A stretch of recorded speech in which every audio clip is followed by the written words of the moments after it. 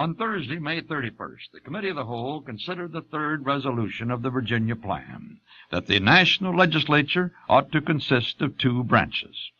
This was agreed to without debate and became an important feature of the national government. Although the Confederation Congress had only one branch, most states had bicameral or two-house legislatures, so delegates were accustomed to this idea. Pennsylvania, with its unicameral legislature, was an important exception, and Benjamin Franklin, who helped draft the Pennsylvania Constitution, remained a staunch advocate of a one-house legislature. The Virginia Plan's fourth point read, "The members of the first branch of the national legislature ought to be elected by the people of the several states." First branch referred to the House of Representatives, an appellation not used until later in the convention. Connecticut's Roger Sherman, a general of the small state bloc, objected to a House elected directly by the people. He called instead for election by state legislatures. The people immediately should have as little to do as may be about the government. They lack information and are constantly liable to be misled. Elbridge Gerry of Massachusetts, a protege of Sam Adams, articulated a concern of many delegates. America suffered from an excess of democracy, so a House elected by popular vote would exacerbate this problem. Gerry insisted he was a Republican, but the recent uprising by farmers in western Massachusetts, known as Shays' Rebellion, taught him the dangers of democratic excess. The evils we experience flow from the excess of democracy. The people do not lack virtue, but are dupes of pretended patriots. In Massachusetts, it has been fully confirmed by experience that they are daily misled into the most baneful measures and opinions by the false report circulated by designing men, and which no one can refute on the spot. I have been to Republican heretofore. I am still, however, Republican. But I have been taught by experience the danger of the leveling spirit. Virginia's George Mason spoke in favor of a popularly elected House of Representatives. It is to be the grand depository of the democratic principle of government. It is, so to speak, to be our House of Commons. I admit that we have been too democratic, but I fear we should incautiously run into the opposite extreme. We ought to attend to the rights of every class of the people. Pennsylvania's James Wilson, a Scottish immigrant, agreed. I am for raising the federal pyramid to a considerable altitude, and for that reason I wish to give it as broad a basis as possible. No government can long subsist without the confidence of the people. In a republican government, this confidence is peculiarly essential. I also think it wrong to increase the weight of the state legislatures by making them the electors of the national legislature. All interference between the general and local governments should be obviated as much as possible. On examination, it will be found that the opposition of states to federal measures have proceeded much more from the officers of the states than from the people at large. Madison added his approval, and popular election for the first branch passed in committee, 6 states in favor, 2 states against, and 2 states divided. The fifth plank of the Virginia Plan addressed the method of electing the second branch of the national legislature, the Senate. The second branch of the national legislature ought to be chosen by the first branch, out of persons nominated by the state legislators. Here, state legislatures were restricted to nominating senators, leaving their final selection to the popularly elected first branch. State power was being undercut, and states' writers were alarmed. South Carolina's Pierce Butler expressed his concern. The taking of so many powers out of the hands of the states, as is proposed, tends to destroy all that balance and security of interests among the states which it was necessary to preserve. I call upon Mr. Randolph, the mover of the propositions, to explain the extent of his ideas, and particularly the number of members he means to assign to this second branch. Edmund Randolph faced a dilemma that would haunt him again. He was presenting a plan that expressed not his own views, but the more extreme nationalism of James Madison. He was in a bind, so he tried to wriggle out. At the time of offering my propositions, I had stated my ideas as far as the nature of general propositions required. details made no part of the plan, and they could not, perhaps with propriety, have been introduced. If I was to give an opinion as to the number of the second branch, I should say that it ought to be much smaller than that of the first, so small as to be exempt from the passionate proceedings to which numerous assemblies are liable. The general object is to provide a cure for the evils under which the United States labors, and in tracing these evils to their origin, every man has found it in the turbulence and follies of democracy.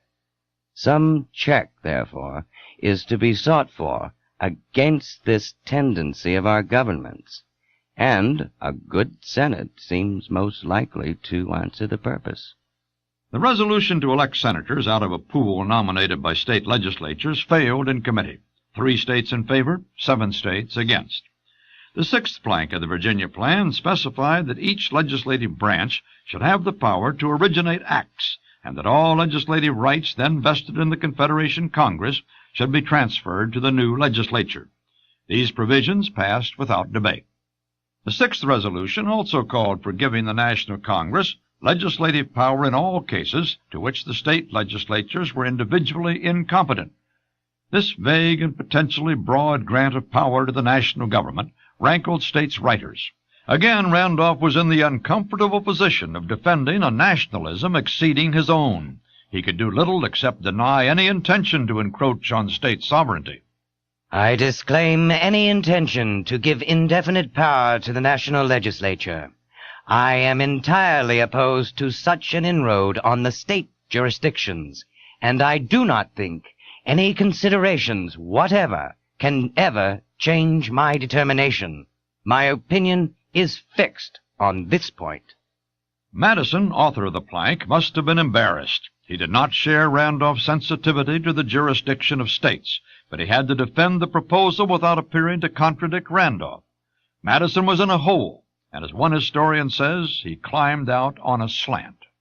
I brought with me into this convention a strong bias in favor of an enumeration and definition of the powers necessary to be exercised by the national legislature. But I also brought doubts concerning its practicability. My wishes remain unaltered, but my doubts have become stronger. What my opinion might ultimately be, I cannot yet tell, but I should shrink from nothing which should be found essential to such a form of government as would provide for the safety, liberty, and happiness of the community. This being the end of all our deliberations, all the necessary means for attaining it must, however reluctantly, be submitted to. This feature of the Virginia Plan failed badly, with no states voting yes, 9 voting no, and 1 state divided. The next part of the 6th resolution was close to Madison's heart. It permitted the national legislature to veto state laws which, in the opinion of the legislature, contravened the Constitution. This strong nationalist provision, which would later go down in defeat, passed in the Committee of the Whole without debate or dissent. This was not because small state delegates found it agreeable. Rather, the small state bloc, outplanned and outorganized by its opponents, was awaiting a more propitious time to launch a counterattack. The last feature of the 6th resolution was inspired by the inability of the Confederation Congress to enforce requisitions against states. It called for an exertion of force of the whole against the delinquent state. Madison had second thoughts about this provision, perhaps influenced by George Mason's comment that a national government should work directly on the people rather than on the states. Madison moved to postpone. He got his wish, and the convention adjourned.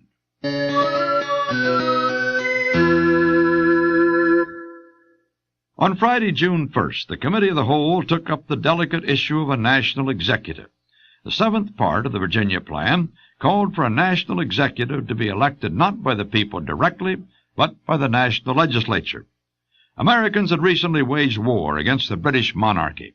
Charles Pinckney crystallized the fear of many Americans. A national executive might assume the powers of a monarch.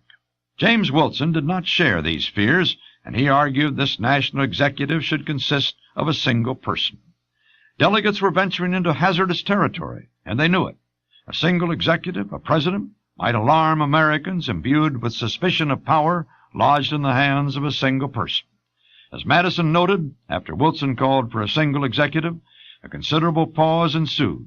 Chairman Nathaniel Gorham asked whether the question should be put to a vote, but Benjamin Franklin, aware that delegates hesitated to commit themselves on this touchy subject, called for debate.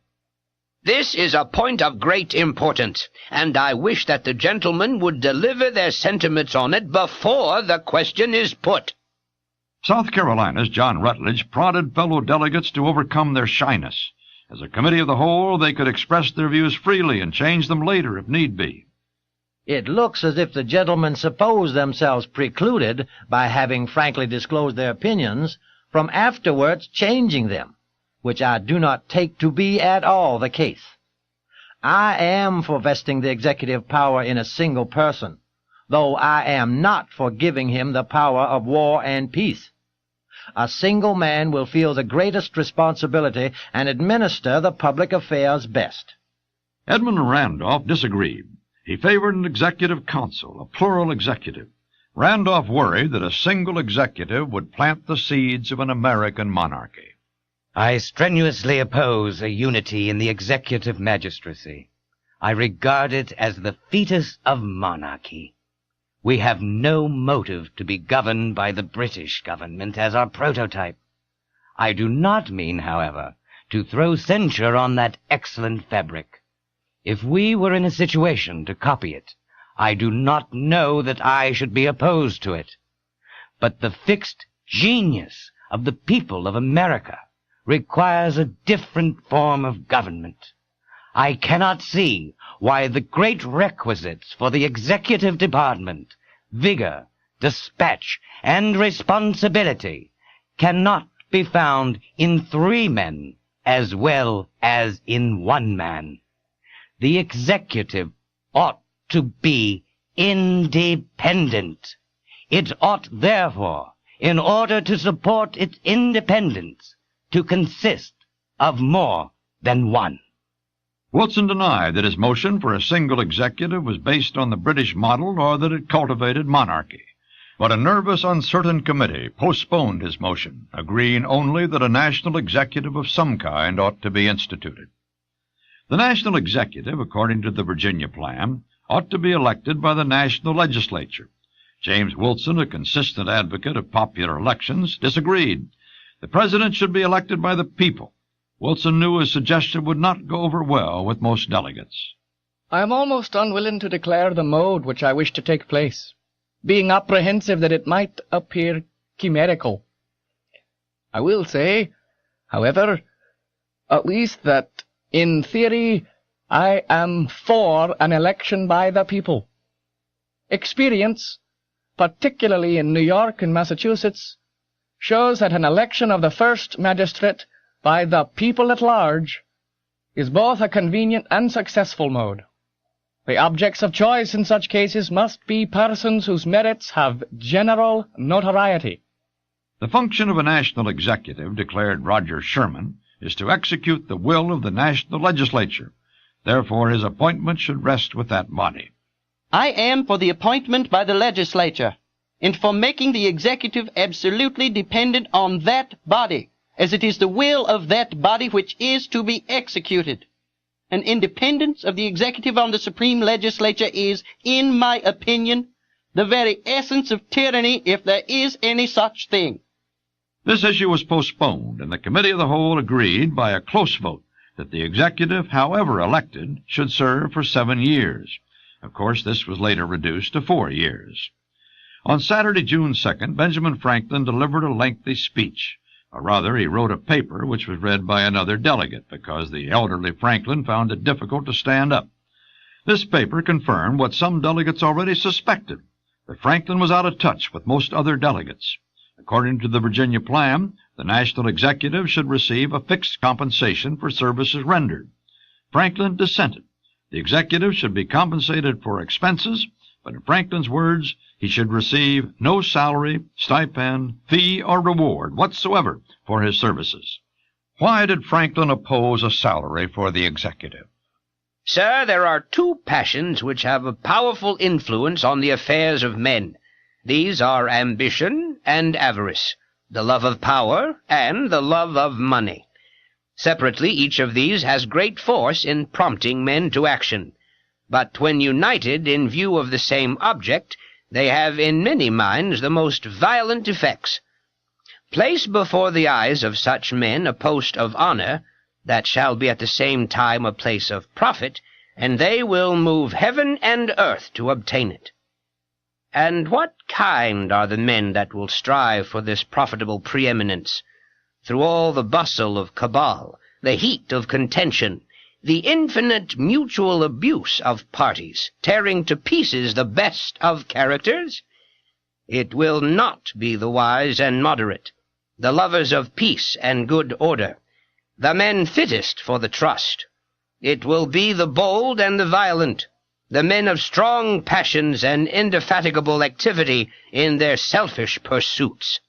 The executive, Franklin argued, will seek to augment his income, and this will intensify the warfare between the rulers and the ruled. Reasons will never be wanting for proposed augmentations, and there will always be a party for giving more to the rulers, that the rulers may be able in return to give more to them. Hence, as all history informs us, there has been in every state and kingdom a constant kind of warfare between the governing and governed, the one striving to obtain more for its support, and the other to pay less. And this has alone occasioned great convulsions, actual civil wars, ending either in dethroning of the princes or enslaving of the people. Generally, indeed, the ruling power carries its point, the revenues of princes constantly increasing, and we see that they are never satisfied, but always in want of more. The more the people are discontented with the oppression of taxes, the greater need the prince has of money to distribute among his partisans, and pay the troops that are to suppress all resistance, and enable him to plunder at pleasure. There is scarce a king in 100 who would not, if he could, follow the example of Pharaoh. Get first all the people's money, then all their lands, and then make them and their children servants forever. Franklin probably was the only delegate who desired an executive without pay, but Franklin was greatly esteemed, so his motion received a dutiful second from Alexander Hamilton, who explained he wished merely to do justice to so respectable a proposition. No debate ensued, and Franklin's motion was postponed. Reported Madison, it was treated with great respect, but rather for the author of it than from any apparent conviction of its expediency or practicability. The rest of this day was occupied with various details relating to a national executive. Agreement was reached on just one issue. The national executive, after serving his 7-year term, would be forever ineligible to serve again. Although this restriction was not incorporated in the final Constitution, it was seen at this stage as a barrier to excessive power. After taking Sunday off, the committee returned to a question postponed earlier, whether the executive should be single or plural, one person or a council. Previous arguments were repeated, and the question was put to a vote. James Wilson's resolution for a single executive passed, 7 ayes, 3 nays. The general assumption that George Washington would serve as the first president helped some delegates overcome their fear of a president. Next on the agenda was the executive negative, as delegates called it, or the presidential veto, as we call it today. The Virginia plan recommended a council of revision, a committee with veto power over laws passed by the national legislature. Now, this council was to consist of the executive and, in its words, a convenient number of the national judiciary. Some delegates objected to including the judiciary in the veto process. Judges, they said, should not be arbiters of public policy. In addition, national judges, expositors of law, should be unbiased, and this was unlikely if judges participated in making law. A resolution was introduced to lodge veto power solely in the executive, while giving the national legislature power to override. James Wilson, a champion of executive power, suggested another change. He wanted a president with absolute veto power, a veto that could not be overridden by the legislature. I think neither the original proposition nor the amendment goes far enough.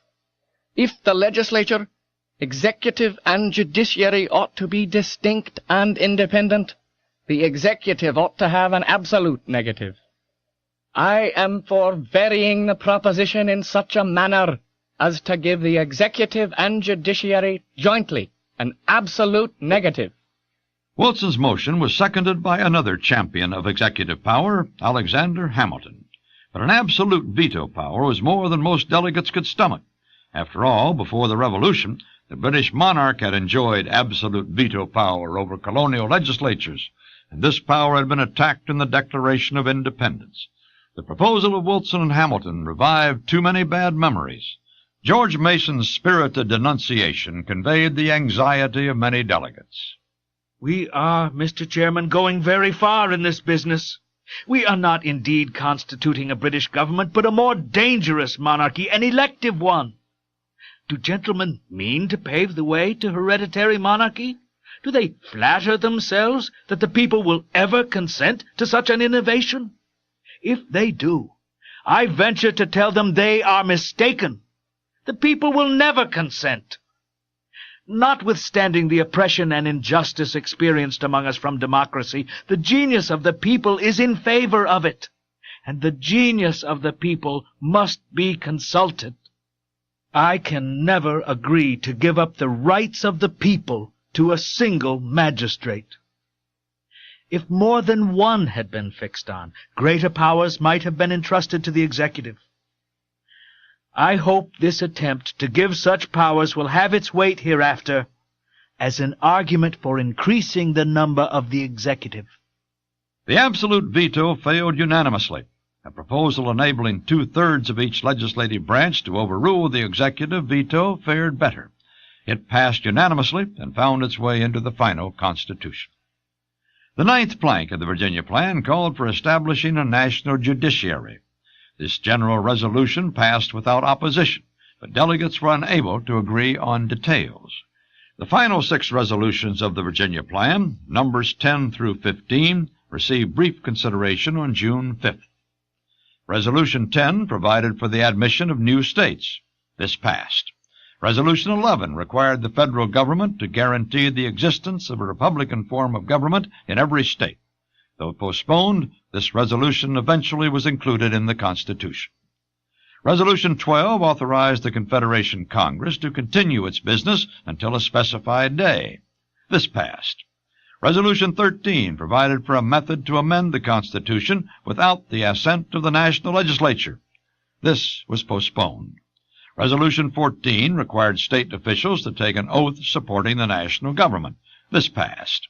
Resolution 15 addressed ratification of the new Constitution. The people of every state would elect delegates to special ratifying conventions. This plank sparked more controversy, since it bypassed state legislatures, and it was a further slap at the Articles of Confederation, which required the unanimous consent of all state legislatures to ratify amendments. Madison, in defending this measure, hit the nail on the head. The new Constitution, or Articles of Union as it was called in the Virginia Plan, was not to be a compact among sovereign states. Rather, it was to be an agreement among the people themselves, and hence superior to the state legislatures. I consider this provision essential. The Articles of Confederation themselves were defective in this respect, resting in many of the states on the legislative sanction only. Hence, in conflicts between acts of the states and of Congress, especially where the former are of posterior date, and the decision is to be made by state tribunals, an uncertainty must necessarily prevail, or rather, perhaps, a certain decision in favor of the state authority. I suggest also that, as far as the Articles of Union are to be considered as a treaty only, of a particular sort, among the governments of independent states, the doctrine might be set up that a breach of any one article, by any of the parties, absolved the other parties from the whole obligation. For these reasons, as well as others, I think it indispensable that the new Constitution should be ratified in the most unexceptionable form, and by the supreme authority of the people themselves. Another delegate added that ratification by 9 states should be sufficient to put the new Constitution into effect. These provisions eventually found their way into the final Constitution, but for the time being, a vote on ratification was postponed. The Constitutional Convention had concluded its 9th day of business.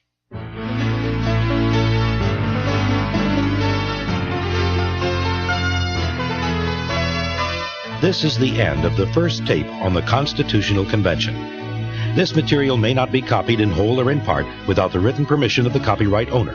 Copyright 1987 by Carmichael & Carmichael Incorporated. The presentation is continued on the next cassette.